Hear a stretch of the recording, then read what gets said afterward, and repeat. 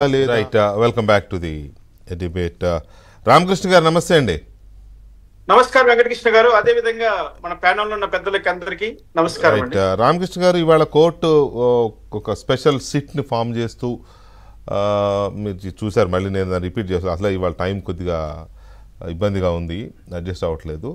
So దీని మీద plus Jaganmohan Reddy గారు ప్రెస్ కాన్ఫరెన్స్ చూసే ఉంటారు, అది కూడా మీరు అందరూ స్వాగతిస్తున్నారు.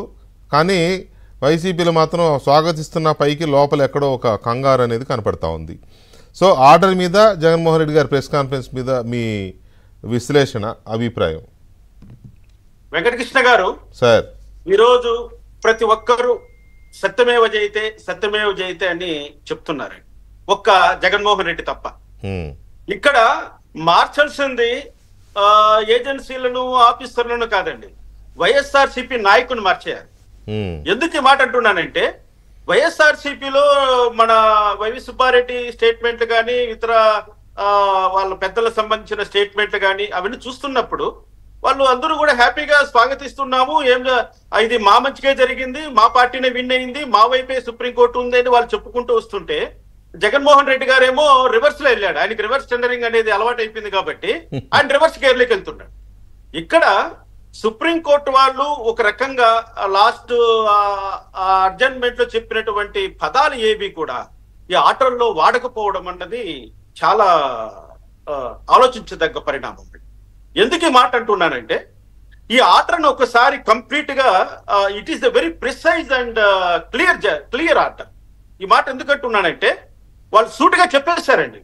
ఏమన్నారంటే, చంద్రబాబు నాయుడు గారు మాట్లాడిన మాటలు కానీ, చంద్రబాబు నాయుడు గారు ఏర్పాటు చేసినటువంటి స్పెషల్ ఇన్వెస్టిగేషన్ టీం కానీ, అది ఏ విధంగానూ అది అసంబద్ధం కాదు, అది వ్యతిరేకం కాదన్నది వాళ్ళ ఆర్డర్లో చెప్పేశారు. వాళ్ళు ఇంకా క్లారిఫై ఇచ్చేశారండి. ఏదైతే ఆ సిట్ ఆఫీసర్లకు ఉన్నటువంటి ఇండిపెండెంట్నెస్ కానీ, లేదా వాళ్ళ ఫెయిర్నెస్ కానీ మేము ఇక్కడ క్వశ్చన్ చేయట్లేదని కూడా ఆర్డర్లో చెప్పారండి.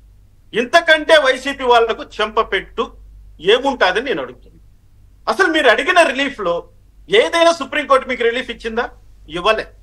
సుప్రీంకోర్టు ఏం చెప్పిందంటే, కోట్లాది మంది స్వామి భక్తుల యొక్క మనోభావాలు దెబ్బ తినకుండా వాళ్ళ మనోభావాలను పరిరక్షించడం కోసమే మేము ఈ సిట్ని ఏర్పాటు చేశామని క్లారిటీగా చెప్పేశారండి.